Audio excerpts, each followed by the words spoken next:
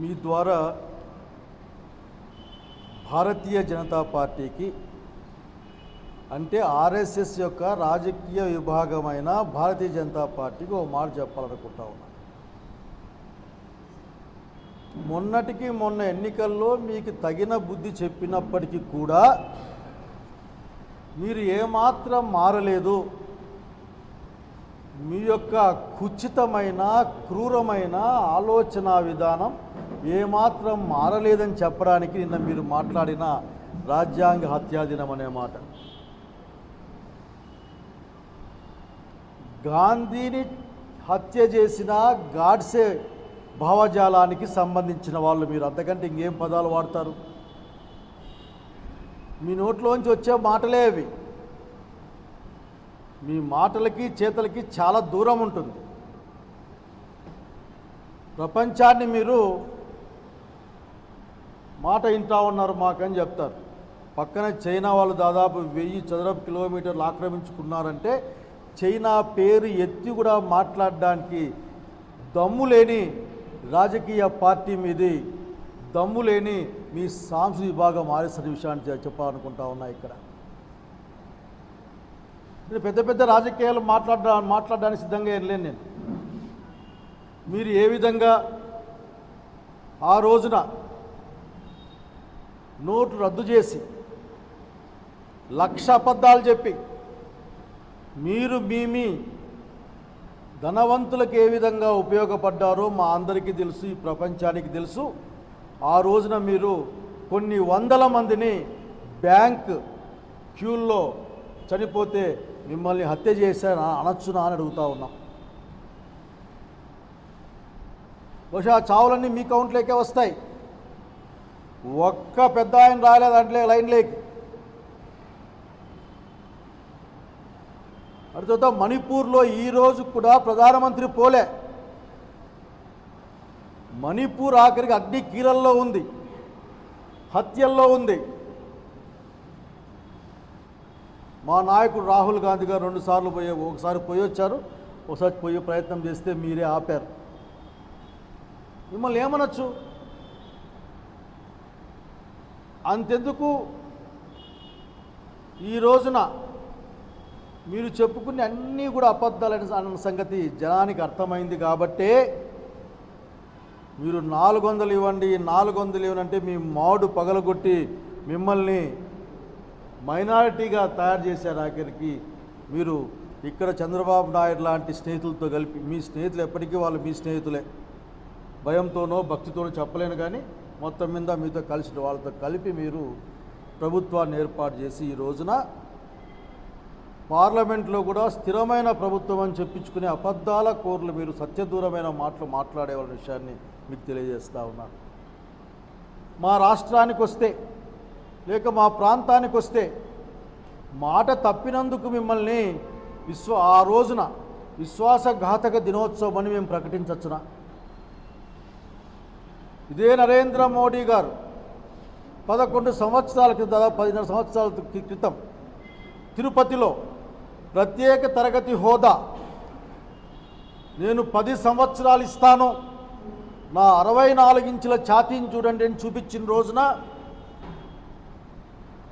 అట్లాగే పునర్వ్యవస్థీకరణ చట్టంలోని అంశాలని అమలు చేస్తాను, రాయలసీమకు ఉత్తరాంధ్రకు ప్రత్యేక ప్యాకేజీ ఇస్తాను నేనని చెప్పిన రోజున, అమరావతిని ఢిల్లీకి మించిన మా నోట్లేకింత మన్ను ఈ నీళ్లు ముంతలు తెచ్చి కొట్టినా మీరు ఢిల్లీని మించిన రాజధాని కడతారని చెప్పి మొత్తం మీరు మాట తప్పారే. విశ్వాసం పెట్టమన్నారే, నమ్మకం పెట్టమన్నారే, మరి అన్నిటినీ కూడా విస్మరించి ప్రత్యేక తరగతి హోదా ముగిసిన అధ్యాయం అని చెప్పిన మీరు ఉత్తరాంధ్ర రాయలసీమ ప్రాంతాలకు ప్రత్యేక ప్యాకేజీ కాదు కదా, మేము గడ్డికి ఇచ్చిన డబ్బులు, పసల గడ్డికి 50 కోట్లు ఇచ్చాము ఆ రోజున మేము అధికారంలో ఉన్నప్పుడు. పసలకి ఆ రోజున మీరు మాట్లాడిన మాట గుర్తు తెచ్చుకోండి. మీరు అమలు చేయలే. రాజధాని ఎట్లా ఉందో మీకు తెలుసు, పోలవరం ఎట్లా ఉందో మీకు తెలుసు. కనుక ఆంధ్రప్రదేశ్ రాష్ట్రానికి విశ్వాసఘాతకులుగా ఉన్నారు. మీరు అధికారంలోకి వచ్చిన రోజున మేము ఆఖరికి విశ్వాసఘాతక దినోత్సవంగా ప్రకటించవచ్చునా అడుగుతా ఉన్నాం. మీకు ఇంగిత జ్ఞానం ఉందా అని ప్రశ్నించేకి నాకు ధైర్యం లేదు, మీకు లేదేమో నా అనుమానం. ఓచుకోలు కబుర్లు లేకపోతే మీ యొక్క చిన్న రాజకీయాలు చేసే మీ మనస్తత్వం. నేను ఇక్కడ ఉన్న తెలుగుదేశం పార్టీ ప్రభుత్వం, తెలుగుదేశం పార్టీ నాయకుల్ని కోరుతా ఉన్నాను, అట్లాగే జగన్మోహన్ రెడ్డి పార్టీకి ఉన్న నాయకుల్ని కోరుతా ఉన్నాను. ఆ రోజున మీరు చాలా పెద్ద పెద్ద మాటలు మాట్లాడేవాళ్ళు కదా, వాళ్ళకి అబ్సల్యూట్ మెజారిటీ ఉంది కాబట్టి ఏమీ చేయలేకపోతా ఉన్నాం, వాళ్ళు విధులిస్తే ఏరుకోవాల్సిందే, బీజేపీ వాళ్ళు విధులిస్తే మనం ఏరుకోవాల్సిందే అని చెప్పి మీరు చాలా బాధపడేవాళ్ళు కదా. బాబు గారు, ఇప్పుడు మీ మీదే ఈ ప్రభుత్వం ఆధారపడింది. మీరు వద్దంటే ప్రభుత్వం ఉండదు అక్కడ. మీరు ఏ కారణమైతే ఆ రోజున చెప్పి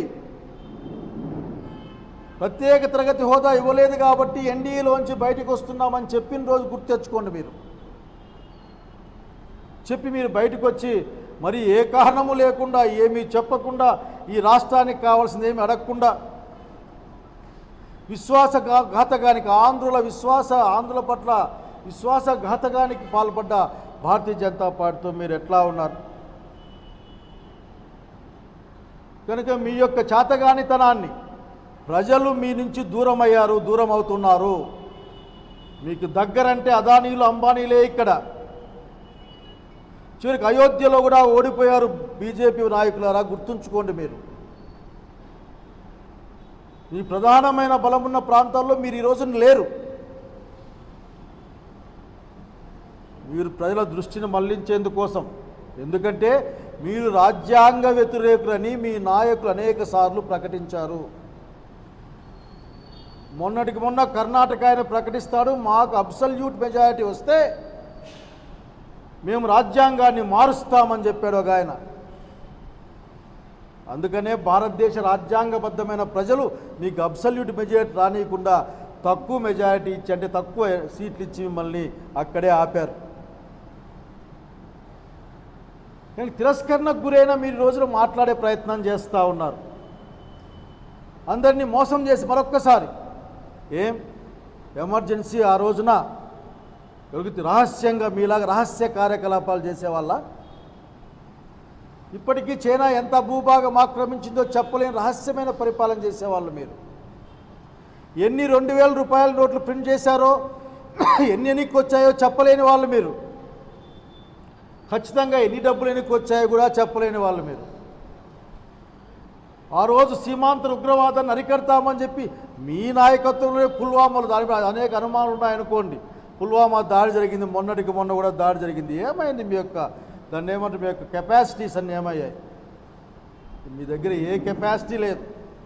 మాటల ఆడంబరంతో మీరు రాజకీయం చేస్తారు. మనుషులకి మధ్య అంతరాలు పెట్టి మీరు రాజకీయం చేస్తారు. ఈ రోజున కాంగ్రెస్ పార్టీ రాహుల్ గాంధీ గారి నాయకత్వాన కాంగ్రెస్ పార్టీ తత్సమానమైన అభిప్రాయాలు కానీ అందరూ కూడా భారత రాజ్యాంగాన్ని తల మీద పెట్టుకొని పూజిస్తూ భారత రాజ్యాంగాన్ని కాపాడడం ద్వారా మాత్రమే ఈ దేశ ప్రజల్ని, ఈ దేశాన్ని కాపాడగలమని ఈరోజు ధర్మదీక్షలో పోరాటం చేస్తూ ఉంటే చెప్పుకోవడానికి ఏమీ లేని మీరు, చెప్పుకోవడానికి మీ నోట్లోంచి మాట రాక మీరు చేసే పని ఏందయ్యా అంటే ఆఖరికి ఈ రోజున అప్పుడెప్పుడు దాన్నో వీళ్ళు చెప్తారట, తెలియదా? ఆ రోజున ఎమర్జెన్సీ రోజుల్లో ఆంధ్రప్రదేశ్ రాష్ట్రంలో అత్యధికమైన సీట్లు కాంగ్రెస్ పార్టీకి వచ్చాయి. గమనించమని కోరుతా ఉన్నా నేను. కనుక రాజకీయాలు చేతైతే ప్రజల పక్షాన చేయండి, సెక్యులర్ రాజకీయాలు చేయండి. కులాలకి మతాలకి అతీతంగా అందరినీ సమానంగా చూస్తూ రాజకీయాలు చేయండి. అవి కానప్పుడు ప్రజల కోసం రాజకీయాలు చేయండి. ఎవరికి మేలు చేశారో మీరు ఇప్పటికి ఎవరికి అర్థం కాని పరిస్థితి. అన్ని ప్రాంతాల్లో చిన్న మధ్యతరగతి వ్యాపారస్తులు నాశనం అయిపోతూ ఉన్నారు. రైతాంగానికి దిక్కే లేదు. కనుక మీరు ప్రజల యొక్క విశ్వాసాన్ని కూడా మీరు దాన్ని తృణీకరించారు. ప్రజల విశ్వాసానికి మీరు అనుగుణంగా లేరు ఆ రోజున. కనుక మిమ్మల్ని ప్రజల్ని మోసగించిన వాళ్ళుగా మేము అడగచ్చా? అడగమనే ప్రజలు చెప్తా ఉన్నారు. కనుక ఇటువంటి లేనిపోని మాటలతో మీరేం సాధించలేరు. మీరు ఎక్స్ వేదికల్లో చెప్పినా ప్రజలతో మాట్లాడడానికి, పాత్రికేయుల్ని కలవడానికి ఏమాత్రం కూడా చేత కాదని చెప్పను. కానీ ఏమాత్రం కూడా ముందుకు నరేంద్ర మోడీ గారు మన్ కీ బాత్లో కనపడకుండా రేడియోలో మాట్లాడినా ఇవన్నీ కూడా ఈ దేశానికి మంచిది కాదు. భారత రాజ్యాంగాన్ని కాపాడుతూ రాజ్యాంగబద్ధమైన అన్ని అంశాలని అమలు చేయడానికి ప్రయత్నించి అమలు చేసిన పార్టీ భారతదేశంలో ఏదైనా ఉందంటే అది కాంగ్రెస్ పార్టీ అన్నదే స్పష్టంగా చెప్పాలనుకుంటా ఉన్నాం. మిశ్రమ ఆర్థిక వ్యవస్థ దగ్గర నుండి దళిత బహుజనుల అధిక హక్కుల వరకు, భూమి లేని వాళ్ళకు భూమి ఇచ్చేంత వరకు భారత రాజ్యాంగం ఏదైతే నిర్దేశించిందో అన్నిటినీ కూడా సమానత్వం, సౌభాతృత్వం, డిగ్నిటీ, సమాన అవకాశాలు, చట్టం ముందు అందరూ సమానమే. మీ దగ్గర లేరు. మీ దగ్గరికి వస్తే వాళ్ళు వెంటనే మన ఏదో ఒక ఎంపీ మాట్లాడితే విన్నా నేను పార్లమెంట్లో, మీ దగ్గరికి వస్తే వాషింగ్ మెషిన్ వేసి కడిగేస్తారని అని చెప్పేసి. కాబట్టి ఇప్పటికే ఇటువంటి ఆలోచన, ఇటు మాటలు మానేయండి. ఆ రోజున మీరు లాక్డౌన్ పెట్టిన రోజున కొన్ని లక్షల మంది గర్భవతులు, ముసలి వాళ్ళు, ఒంట్లో శక్తి లేని వాళ్ళు, సుదూర ప్రాంతాల్లో ఉన్నవాళ్ళు, వేరే ప్రాంతాల నుంచి ఇక్కడికి మన ప్రాంతానికి దేశమంతా వచ్చిన వాళ్ళు ఒట్టి కాళ్ళతో నడుచుకుంటూ పోతూ ఉంటే, రక్తంతో కూడిన కాళ్ళు కింద అచ్చులు పడతా ఉంటే మీ చరిత్ర చెప్పడానికి చాలా ఉంటుంది. ఇంకా చెప్పాల్సి వస్తే అన్నం లేదు, బస్సు లేదు, రైలు లైన్ వెనకనే పోతా ఉంటే ఊరికి పోదామని రైలు గుద్దుకొని చచ్చిపోయిన వాళ్ళు కొన్ని వందల మంది ఆ రోజు మనం చూసాం. ఇటువంటి దుర్మార్గమైన ఆలోచన ఆచరణ మీరు ఇట్లా మాట్లాడడానికి ఎవరు ఒప్పుకోరు. ఇప్పటికైనా ప్రజలకు ఏం చేస్తారు, దళిత బహుజనులకు ఏం చేస్తారు, కుల గణన ఎప్పుడు చేస్తారు, కులాల నిష్పత్తిని అనుసరించి భారతదేశంలో ఉన్న వనరులన్నీ పంచుతారా, ఇవన్నీ మాట్లాడడానికి సిద్ధంగా మనం కోరుకుంటూ స్పష్టంగా చెప్పాలనుకుంటున్నాం. బీజేపీ నాయకులారా, బీజేపీని ఇప్పటికీ అభిమానిస్తున్న వాళ్ళారా, బీజేపీ దేశానికి పట్టిన చీడన్న విషయాన్ని గుర్తుపెట్టుకోండి. కూర్చొని ఆలోచించండి. వీళ్ళకు కూడా చెప్తా ఉన్నాను, కేవలం ఈ రాష్ట్రాన్ని, ఈ దేశాన్ని అందరికీ ఆమోదయోగ్యంగా, పరస్పర గౌరవంతో, పరస్పర అవగాహనతో అందరికీ సమాన అవకాశాల దగ్గర, న్యాయం ముందర, అన్నిటి ముందర, రాజ్యాంగం ముందు అందరూ సమానమని భావించే కాంగ్రెస్ పార్టీని, డాక్టర్ బాబాసాహెబ్ అంబేద్కర్ ఇచ్చిన అనేకమైన ఆదేశాలని అమలు చేసే పార్టీగా కాంగ్రెస్ పార్టీ రాహుల్ గాంధీ గారి నాయకత్వాన్ని ఈ రోజున భారతదేశంలో ఉంది అనే సంగతి మీరు గుర్తుపెట్టుకోండి. ప్రజలు నమ్మారు కాబట్టి ఈ రోజున ఈ దేశం యావత్తు కాంగ్రెస్ పార్టీ వైపు చూస్తూ ఉంది, రాహుల్ గాంధీ గారి నాయకత్వం వైపు చూస్తూ ఉంది. కనుక ఈ రాష్ట్రంలో మా పిసిసి అధ్యక్షురాలు షర్మిలమ్మ గారి నాయకత్వంలో కాంగ్రెస్ పార్టీ పనిచేస్తుంది. మిమ్మల్ని అందరినీ కలిసి రమ్మని, ఈ రాజ్యాంగ వ్యతిరేకుల్ని ఎదుర్కొందామని కోరుకుంటా ఉన్నాను.